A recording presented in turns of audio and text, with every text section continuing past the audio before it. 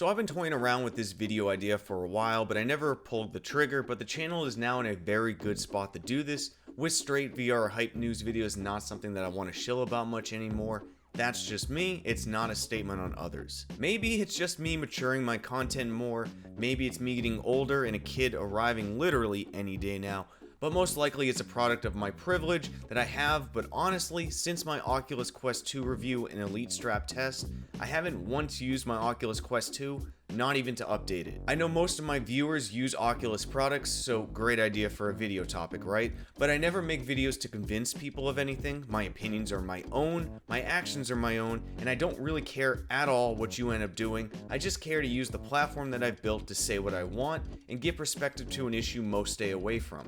This is my rant. Please rant back in the comments if you so please, but listen to everything at least before jumping to your conclusion. So obviously this video is not just me saying that I haven't used my Oculus Quest 2, but why I have a hard time booting up anything Oculus related. My channel and support was honestly built mostly off Oculus content, and it's undeniable that they are the only ones moving VR forward in a consumer way, but every day I see more and talk to those affected the most through it by DMs that I find more and more damage is being done.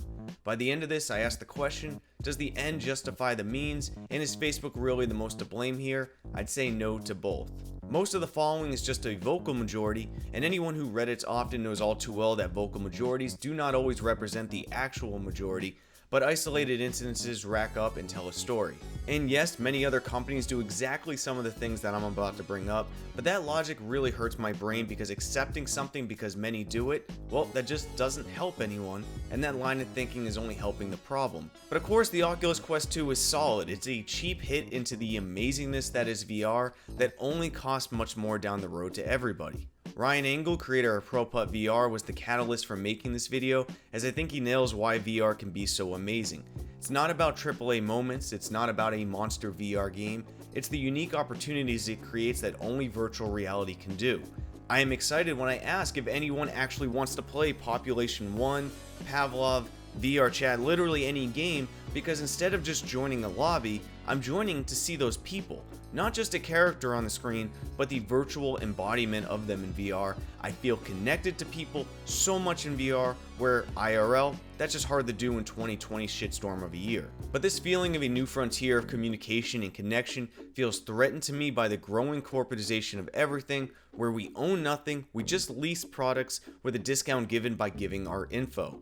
I've got more examples than I can ever bring up in one video, but some individuals, developers, and users that I've spoke with before making this video, I can tell are hurting. You've got the rising number of people barred from using arguably one of the most promising and influential technologies we may have over the course of the next few decades, all because they don't want to use a social platform, something that should never govern progress or innovation. Part of some of the most influential women in VR, Nicole Lazzaro, has been barred by the most prominent VR platform over policy, not principle. Nicole is unable to request a reactivation of her Facebook account because she has to log into Facebook account to get those credentials, but to log into her Oculus developer account and get those credentials, she needs to of course log into Facebook, which no longer accepts email verification the way that she would need to do it. Nicole had this to say: it would help protect marginalized developers from harassment if Facebook allowed email logins for professional developers, or that we set up separate Facebook accounts. It's a huge risk that someone who's out on Facebook connects their Facebook account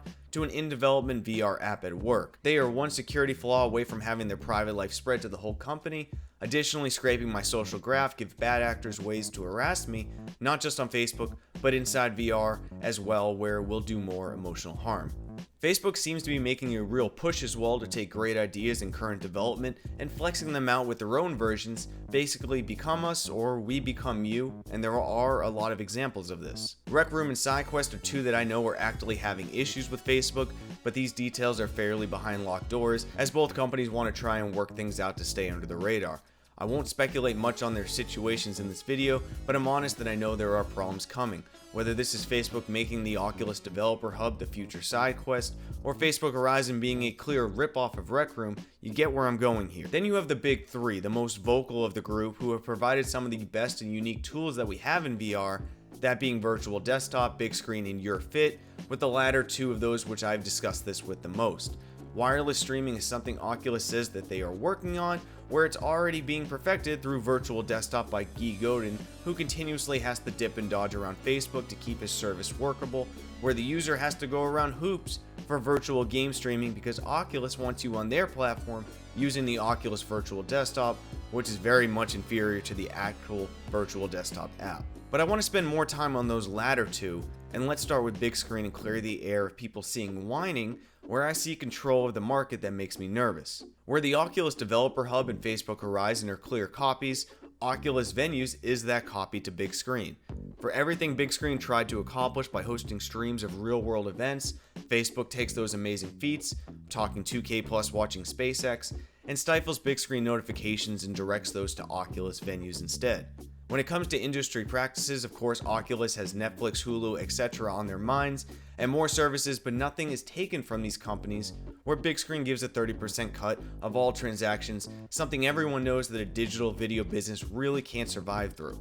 But no, this is not a Tim Sweeney complaint fest where it's about making money, it's about who can and cannot enter the manifest destiny of VR.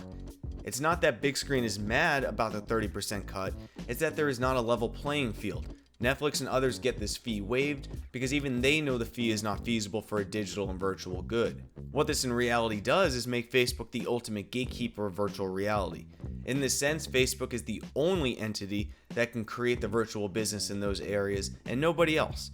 If Facebook deems you worthy, you can enter the space. If not, you're out. And in a medium that has endless possibilities, endless creativity, and endless consequences for the future, the monopolization of the virtual space is all but a death sentence to the frontier of virtual reality. And unfortunately, due to the price point Facebook gives for the Oculus Quest 2, no one cares. Six, creator of Your Fit, is probably the most vocal of them all, sporting even the hashtag #BreakUpFacebook on his Twitter profile. According to Six, his app has not only been blocked by the Oculus Store, but that it was intentionally broken through Oculus firmware updates. Additional, Facebook attempted to poach his CTO numerous times, and I think it's pretty obvious that Oculus Move is a direct clone and ripoff of Your Fit. Now, Your Fit does run in the background with some tricks, and this is something a platform like Oculus would usually never allow for security reasons, but it's just another example of people gatekeeped out by Facebook. Even games being released by Oculus are basically free drug hits to get you addicted to the platform. Star Wars Tales from the Galaxy's Edge is a clear example of this, and while it is a solid, good, and well-tailored experience, it's not made for current VR users. It's meant to entice new users to the Oculus platform with the huge Star Wars name recognition. From a value perspective, you're not getting your money's worth to me, similar to the Vader Immortal series, but that was never the point. The point is many want Star Wars in VR, and this will get them bought into the Oculus platform. So let's wrap this up with a few clear thoughts to summarize why I just won't be using Oculus products in the future, and who is most at fault here to me.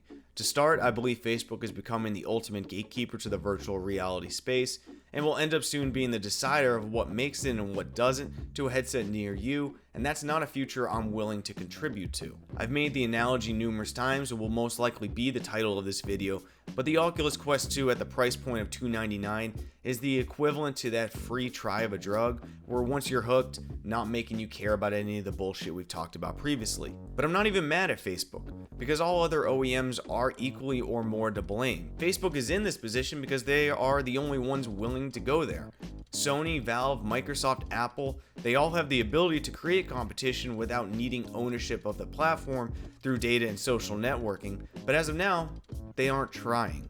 Apple will most likely go AR first, Microsoft has stopped innovating a long time ago, Valve time is Valve time, and Sony I am the most disappointed with on how they are contributing to VR moving forward. That's probably almost 10 minutes of what many will call whining, and I am 100% privileged to be in the position where I can even make the decision to stop using Oculus products. I get that, but if this helps anyone, if my voice can make any change, why wouldn't I share? If you want real opinions, if you want real honesty and want to listen to someone who is never fully correct, but never afraid to be incorrect when sharing his opinions, well, I hope to see you around here by subscribing and liking this video. Subscribing is free, liking this video is free, and it's about the best thing you can do to spread this video through the algorithm. This channel means the world to me, and being honest with you all does as well, and I hope to see my content keep maturing over time. I love you all, and I'll see you next time, Space Cowboys.